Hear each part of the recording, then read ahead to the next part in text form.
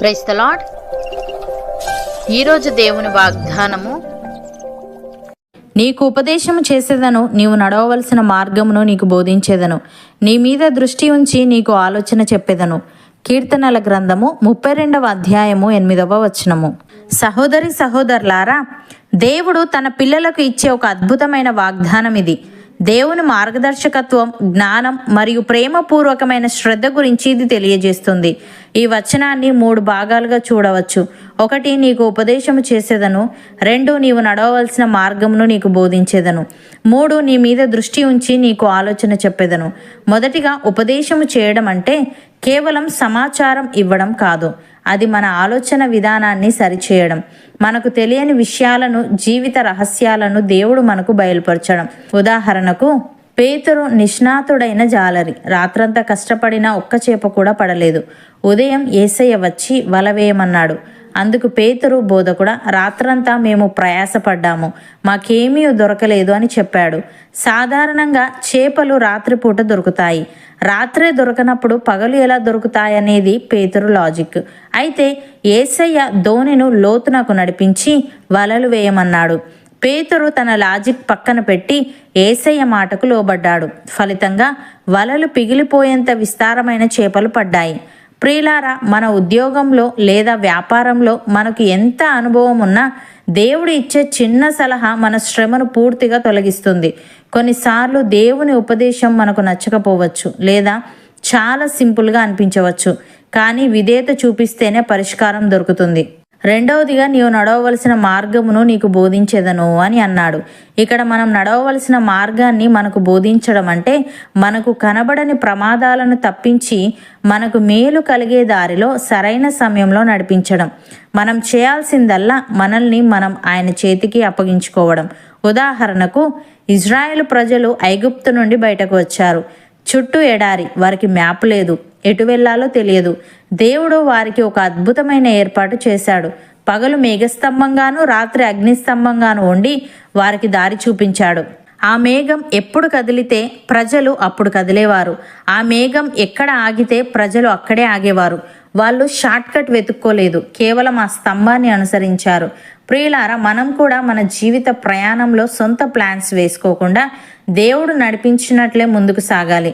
కొన్నిసార్లు దేవుడు మనల్ని ప్రమాదాల నుండి తప్పించడానికి అకస్మాత్తుగా మన రూట్ మారుస్తాడు. మనం ప్రశ్నించకుండా ఆ మార్గంలో నడవడమే మనకు క్షేమం.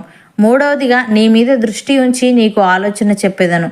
ఇది దేవునితో మనకు ఉండే సాన్నిహిత్యాన్ని తెలియజేస్తుంది. ఇది కేవలం దారి చూపించడం మాత్రమే కాదు, మన ప్రయాణంలో తోడుగా ఉండటం. ఉదాహరణకు, యేసు పిలుపు మేరకు పేతురు సముద్రం మీద నడవడం మొదలుపెట్టాడు. కానీ గాలిని చూసి భయపడి మునిగిపోసాగాడు. దేవుని దృష్టి పేతురు పడవలో నుండి దిగినప్పటి నుండి అతని మీదే ఉంది. పేతురు విశ్వాసం కోల్పోయినప్పుడు యేసు ముఖం తిప్పుకోలేదు. పేతురు, ప్రభువా, నన్ను రక్షించు అని అరవగానే యేసు ఎక్కడో ఒడ్డున ఉండి సలహా ఇవ్వలేదు. వెంటనే చేయి చాపి అతన్ని పట్టుకున్నాడు. అంటే దేవుడు మనల్ని కష్టమైన మార్గంలో నడవమన్నప్పుడు ఆయన మన పక్కనే ఉంటాడు. మనం జారిపడేటప్పుడు పట్టుకోవడానికి ఆయన చెయ్యి సిద్ధంగా ఉంటుంది. ఇదే దృష్టి ఉంచి కాపాడటం అంటే. ప్రియులారా, దేవుడు అటు వెళ్ళు అని వేలు చూపించి పంపించేవాడు కాదు. పద ఇద్దరం వెళ్దాం అని చేయి పట్టుకొని నడిపించేవాడు. ఆయన దృష్టిలో ప్రేమ, రక్షణ మరియు బాధ్యత ఉంటాయి. భక్తుడు ఈ విధంగా అంటున్నాడు, యెహోవా ఉత్తముడును యథార్థవంతుడునై ఉన్నాడు. కావున తన మార్గమును గూర్చి ఆయన పాపులకు ఉపదేశించును. న్యాయ విధులను బట్టి ఆయన దీనులను నడిపించును. తన మార్గమును దీనులకు నేర్పును. ఆయన చేసిన నిబంధనను, ఆయన నియమించిన శాసనములను గైకొను వారి విషయములో యెహోవా త్రోవలన్నీయు కృపాసత్యమయములై ఉన్నవి అని. సహోదరి సహోదరులారా, పరిశుద్ధమును దేవునికి అనుకూలమునైన సజీవ యాగముగా మీ శరీరములను ఆయనకు సమర్పించుకొనుడని దేవుని వాత్సల్యమును బట్టి మిమ్మను బతిమాలు కొనుచున్నాను. ఇటు సేవ మీకు యుక్తమైనది. మీరు ఈ లోక మర్యాదను అనుసరింపక ఉత్తమమును, అనుకూలమును, సంపూర్ణమునయ్యున్న దేవుని చిత్తమేదో పరీక్షించి తెలుసుకొనున్నట్లు మీ మనస్సు మారి నూతన మగుట వలన రూపాంతరము పొందుడి. అవును అన్నవారు నాతో పాటు ప్రార్థనలో ఏకీభవించండి.